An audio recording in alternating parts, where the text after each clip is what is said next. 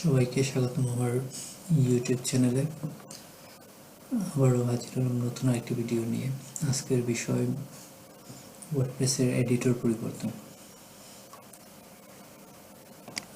Editor পরিবর্তন বলতে WordPress 5.0 থেকে শুরু করে ওয়ার্ডপ্রেস নতুন একটা আপডেট চলে আসছিল, যেটা হচ্ছে গুটেনবার্গ।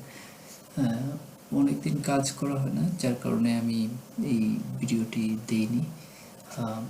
আমি স্বাচ্ছন্দ্য ফিল করি ক্লাসিক এডিটরে কাজ করতে। শুধু আমি না, আরও আমার মতো অনেকেই ক্লাসিক এডিটরে কাজ করে অভ্যস্ত। আমরা যখন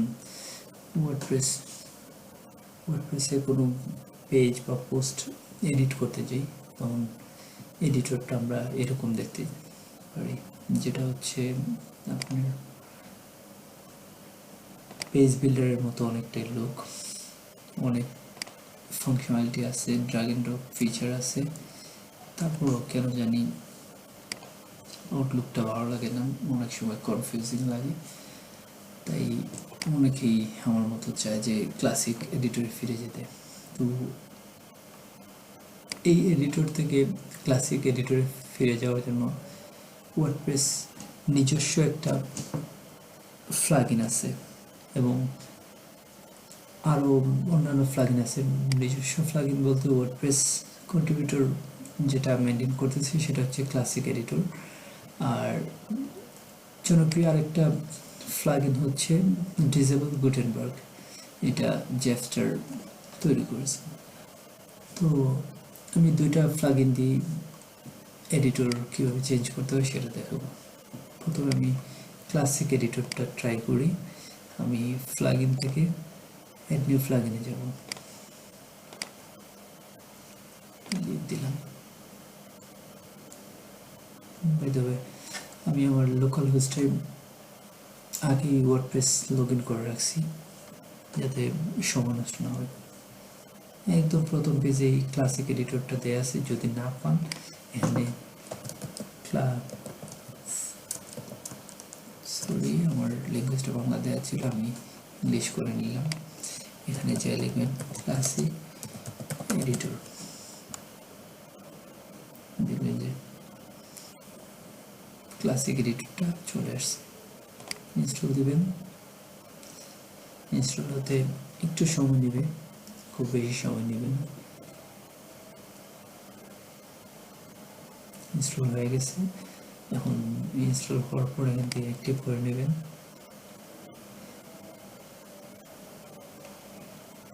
প্লাগইনটা অ্যাক্টিভ হয়ে গেছে।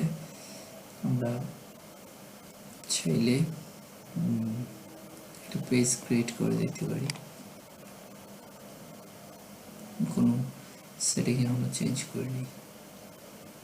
এই যে দেখেন, আগে সেই ক্লাসিক এডিটরটা ফিরে আসছে।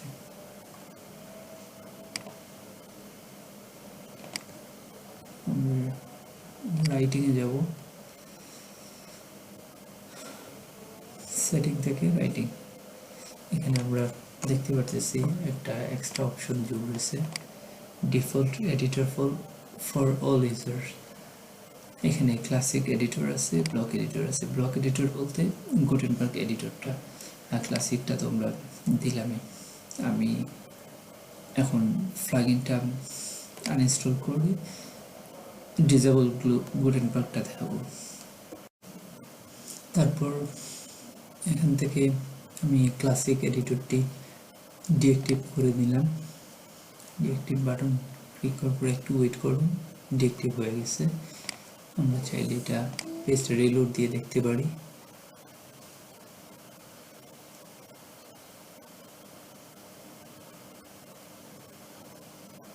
হ্যাঁ, আমাদের গুটেনবার্গটা আবার চলে আসছে। আমরা অ্যাড নিউ প্লাগইনে আবার গেলাম।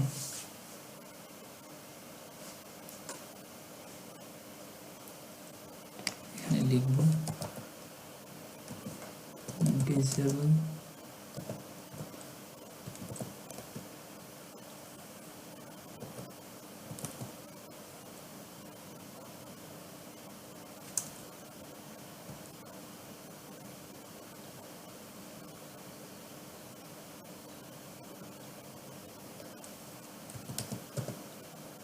ডিসেবল গুটেনবার্গ লিখলাম, প্লাগইনটা পেয়ে যাওয়ার কথা।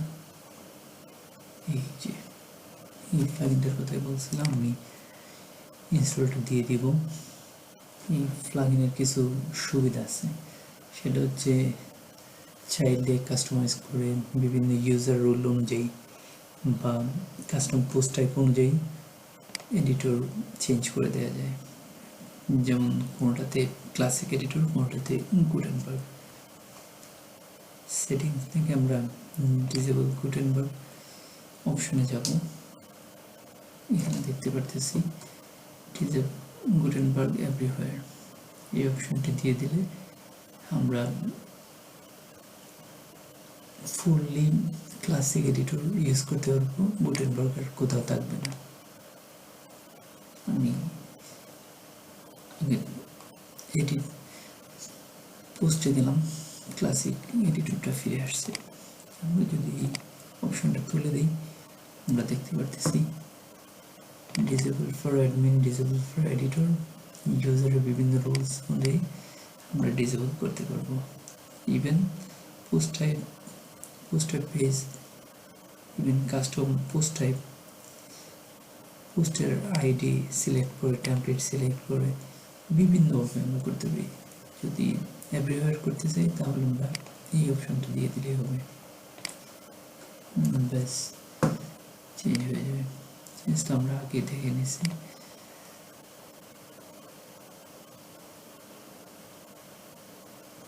এই দেখি ফাইন, যাই হোক এডিটর চেঞ্জ করার অপশনটা দেখে নিলাম। গুটেনবার্গটা যদিও 2018-র দিকে চলে আসছে, আমি একটু লেট করেই ভিডিওটা বানালাম। অনেকদিন পর ওয়ার্ডপ্রেসে কাজ করতে যে ক্লাসিক এডিটরটা দরকার পড়ছিল, যার কারণে আমার মনে হলো এটার উপরে একটা ভিডিও রেডি রাখি। আজকের ভিডিও এই পর্যন্তই। ভালো লাগলে শেয়ার দিয়ে রাখবেন, লাইক করবেন ভিডিওটা, এবং আমার চ্যানেলে নতুন হলে সাবস্ক্রাইব করতে ভুলবেন না। আবারও থ্যাংক ইউ, পাশে থাকবেন।